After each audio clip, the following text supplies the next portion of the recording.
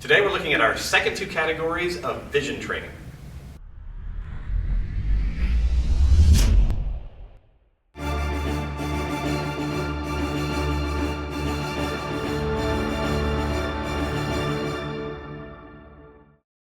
Last week we talked about the four categories of vision. The reason this came up is that March in the United States is Save Your Vision Month. And whenever people think about vision, very often they confuse vision with eyesight. And as we discussed last week, vision is more complicated in that it is inclusive of multiple categories of skills, four to speak of. The four categories we talked about last week, number one is visual resolution, which is your ability to see things clearly, both up close, at a distance, and in different lighting conditions. Secondly then, is eye movements. How well can you move your eyes? Do you practice moving your eyes through full ranges of motion? And also, how accurately can you move your eyes? Third then is depth judgment or depth perception. So how well can I see where things are in relationship to one another? And then finally, we have peripheral awareness, which is how well can I see everything that I'm not looking at? Now, sports scientists, vision scientists around the world say each of these four categories are super important. The need for skills in each of these categories is apparent. Let's say I'm an older person and I'm having difficulty navigating through my house. One of the reasons people have difficulties navigating their environment is because they lose peripheral awareness. As peripheral awareness goes away, it compromises your balance, you're more likely to fall. So regardless of the person that we're working with, in Z-Health at least, we say, hey, vision, we need to look at all four categories of skill and give you ways to amplify those because they're all important. So last week we talked about eye movements and we talked about depth judgment. We gave you a simple exercise for each one. This week then we want to talk about visual resolution, meaning how clearly can I see things, and then also give you some ideas about working on expanding your peripheral awareness. So to work on visual resolution, we're going to do a simple little drill with what we call a letter ball. It's a very complicated name. It's a ball with some letters on it. Now, you can make these as big as you want or as small as you want. Now, obviously, whenever we're working on visual resolution, the whole idea here is how clearly can I see what it is that I'm looking at. So we do a lot of different drills in Z-Health utilizing letter balls, but I'm going to give you just a couple of simple examples. First thing to do, get yourself a tennis ball, write some letters on it, but I want you to write them large enough and dark enough that you can see them clearly in normal lighting. That's an important piece, all right? So large enough and dark enough that you can see them in normal lighting. Now, once you have the ball, if you are comfortable, like playing catch or tossing the ball, that's a great way to start. However, if you are uncomfortable with tossing and catching, first thing you're going to do is look at one of the letters and just move the ball around. Now, that's a lot like the eye movement drill that we did last week, but that's actually where we start most people, because if your eyes are uncomfortable in motion, the likelihood of you wanting to track a moving object and being able to see it clearly as your eyes are moving decreases. So you start by building better eye movements. As your eye movements improve, that should help improve your resolution.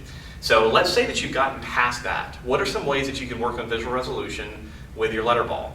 Well, first of all, like I said, choose a ball that's kind of bright, use a darker color, make sure that you have large letters that are bold. Once you have that, start playing catch with yourself, all right? You can play catch with someone else, but it's just easier to take this to work, pull it out on your breaks, and just play catch. Now, your goal as you're playing catch with yourself is to focus on one of the letters. So if I throw the letter up, or ball up, and I see the letter H at the top, I'm going to track that as far as I can, hopefully all the way down into my hand. Now, if the ball is rotating, I'm going to switch my eyes to the next letter, and again, I'm trying to keep it as clear as possible. Now, the way that I progress this, obviously, I can start to throw the ball against the wall, I can play catch with other people, but giving yourself a small portion of a ball to focus on and trying to identify the letter is a great way to tell your brain, hey, activate, we want you to pay attention, and that will often help improve your visual resolution. Now, as you get better with the larger letters, make yourself a second tennis ball. One cannonball is really cheap.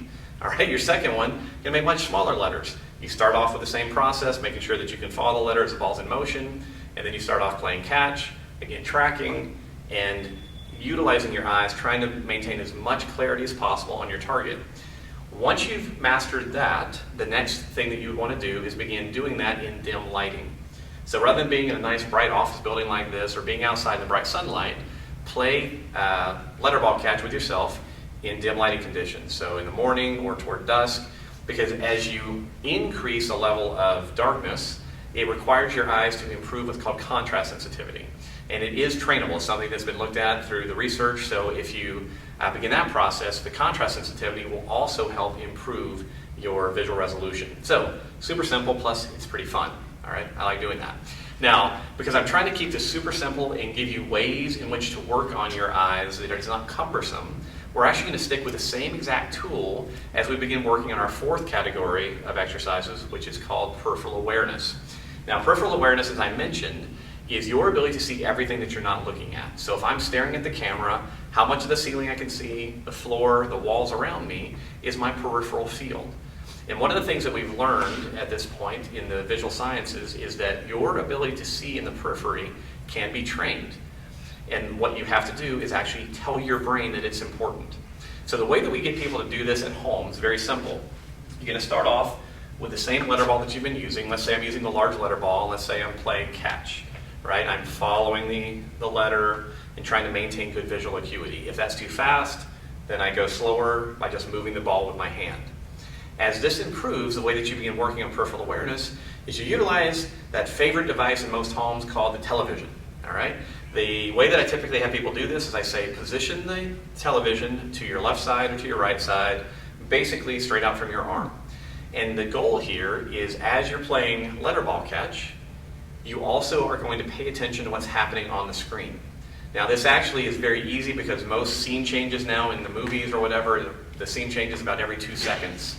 So you can actually go now, now, now, as you're seeing the scene change while also doing letter ball. So what that's training you to do is maintain awareness of what's called foveal vision, where you're working on your visual resolution and you're tracking an object, but you're also giving yourself some stimulus in the periphery. Now obviously, if I put the TV on my right side, at some point I'm going to have to turn around and put it on my left side because training the right side of my peripheral field is not the same thing as training the left side. You can then do something really clever called getting in a lunge position or even kneeling. And if you kneel and have the TV up above you, you can then start to train your vertical dimensions as well. So it's a simple way, like I said, to work on your peripheral awareness while you're also training other skills. I recommend that you leave the peripheral awareness work until the end if you're following the progression in these last two blogs, because you do want to work through your eye movements, depth judgment, and visual resolution first, and get some clarity with those before you start adding in the peripheral awareness, because sometimes it's just too much to pay attention to. So that's it, guys. 4 simple exercises to help maintain the health of your entire visual system. And we think, again, that if March is Save Your Vision Month, we're going to say, let's make 2017 Save Your Vision year. So give these exercises a shot. If you have any questions, let us know. Otherwise, good luck.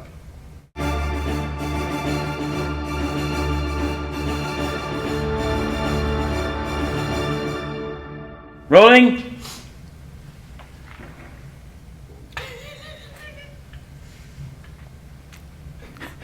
Perfect. That actually means make noise in film talk. Rolling means be quiet. Rolling means rattle the doors. Okay.